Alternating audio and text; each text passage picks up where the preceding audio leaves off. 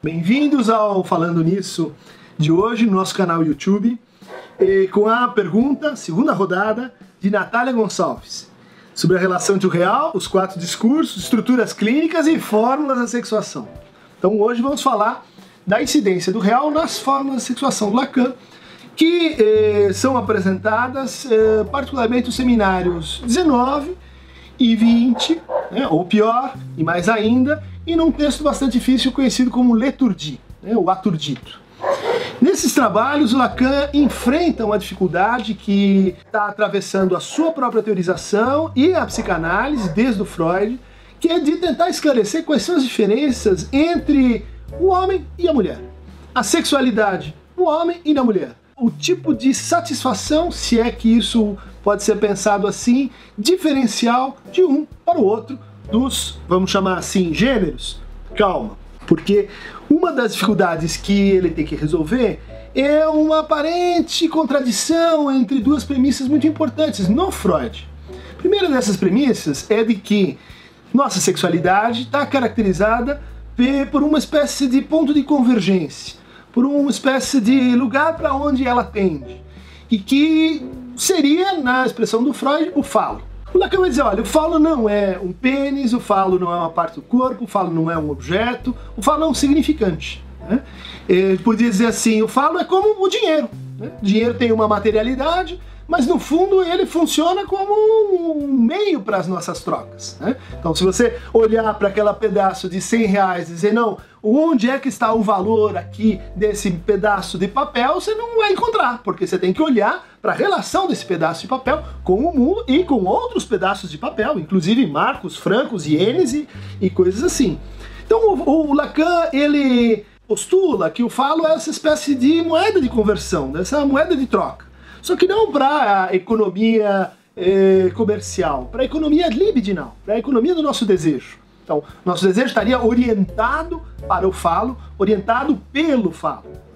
E por isso ele é desejo do outro, porque o desejo do outro falicisa os objetos, as imagens, as coisas, e faz isso por meio de significantes. No Freud, isso tinha essa função de, então, alinhar o desejo. Só que o Freud também falava que a sexualidade humana tem uma outra característica, que ela é, desde o início, bissexual. Ou seja, todos nós somos seres bissexuais. E o que se passa no processo envolvendo a castração, envolvendo o complexo de Édipo, envolvendo o complexo de intrusão, envolvendo o complexo de desmame, as perdas fundamentais, é o recalque de uma destas posições, de uma ou de outras posições. Então, a bissexualidade, de um lado, convoca essa ideia de que somos universalmente indeterminados do ponto de vista de gênero, e a premissa universal do falo parece dizer que há uma espécie de gênero fundamental para a psicanálise, seria o homem, e desse a gente deduziria a sexualidade feminina. Com a noção de falo, a conversa mudou um pouco, mas não mudou o suficiente. Por isso, mais ao final do seu ensino, particularmente a partir de 1973, ele vai postular uma outra maneira de ler esse problema, e que eu vou apenas esboçar aqui, que são as fórmulas da sexuação. As fórmulas da sexuação, então, colocam o homem num andar, opondo-se à mulher. Daí as feministas vão dizer, incorreu no caráter binário do significante, e por que só tem que ter 2 gêneros, e assim por diante. Vamos entender, esse primeiro andar das formas de sexuação, o Lacan define como semblantes, ou seja, como shifters, ou seja, pronomes. Eu, tu, ele, nós, vós, eles, aqui, ontem, lá. Pronomes são partículas de linguagem que dependem de como a gente as assume, posicionalmente. Na relação entre enunciado e enunciação. Se eu digo vou encontrar com você amanhã, eu digo isso hoje, isso tem um valor. Se eu digo isso amanhã, isso tem um outro valor. Ou seja, são lugares construídos pela linguagem, e não relações anatômicas, e não relações essenciais de gênero, e uma partição, vamos dizer assim, biológica dos seres. Essa é a primeira contribuição, então, que o Lacan dá para a renovação da noção de sexualidade em psicanálise. A segunda contribuição vem no segundo andar, onde ele vai distinguir, então, uma vez descritos os semblantes, homem e mulher, ele vai falar das modalidades de gozo. Ele vai dizer, o gozo masculino se caracteriza o lado masculino se caracteriza pelo gozo fálico, né?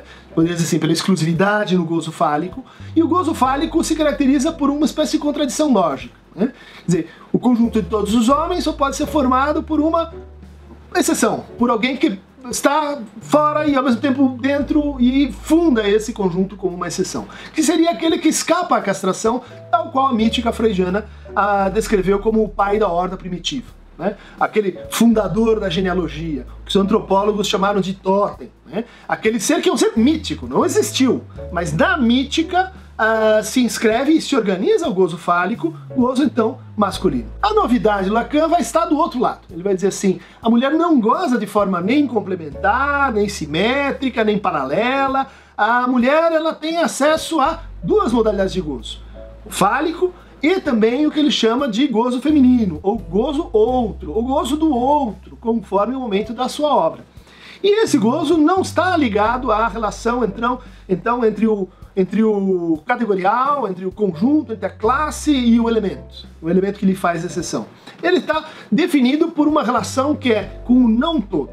Quer dizer, a mulher goza não toda com o falo. Ou seja, a mulher é não toda. Essa ideia vai subverter o conceito de mulher.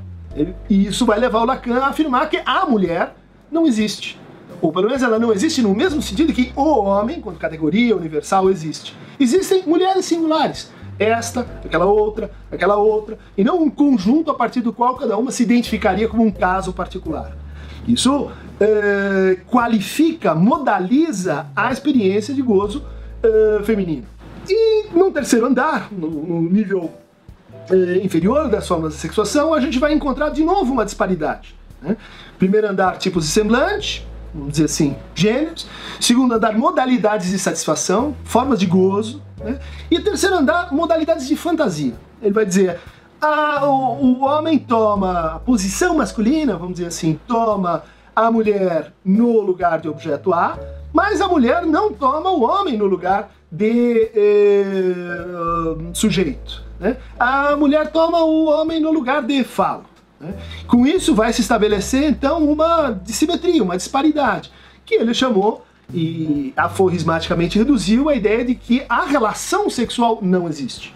Nesse terceiro nível, no nível então da fantasia, porque é esse o tema, né, do sujeito na sua relação com o objeto, o que a gente tem são as escolhas, as modalidades que determinam e que condicionam a nossa tomada do outro, né? As condições que dizem, para que eu possa te desejar, eu preciso encontrar em você, ou seja, na minha fantasia, X, Y, Z, esse traço, aquele traço, mesmo sexo, outro sexo e assim por diante.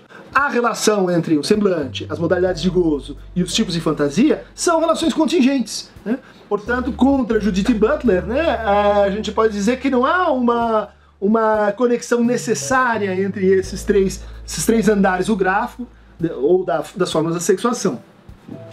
O que torna esse um recurso muito importante, muito interessante, um recurso crítico, né, para pensar as relações de gênero, as relações de poder, as relações de identificação, as relações de fantasia, né? Então aqui o real, voltando à pergunta da Natália Gonçalves, ele aparece de duas formas. Ele aparece dentro dos sexos, né? Dentro do lado homem e do lado mulher, como uma impossibilidade intrínseca e diferente, no caso do homem de um tipo, no caso da mulher de outro tipo, mas aparece também o real como impossibilidade na relação entre o dois. Por isso não é uma teoria binária, porque a gente não chega nunca a concluir o um, que seria o homem, e também nunca chega a concluir o dois, que seria um mais um, a mulher, que formaria um par ordenado ou uma soma. Então, quem tiver interesse em progredir no entendimento das formas da sexuação, recomendo o Seminário 20, mais ainda, do Lacan. Esse trabalho da Colette Soler, o que Lacan dizia das mulheres, né, da Georges Sahar, que vai passar e deduzir toda a problemática da sexuação a partir dessa novidade, que é o gozo feminino. E essa compilação bastante assim sistemática, didática, que é The Logic of Sexuation, From Aristotle to Lacan, da Ellie Ragland, que foi publicada pela State University of New York Press. Sexuados estamos, clique quem quiser no Aqueronta Movemo e inscreva-se no nosso canal.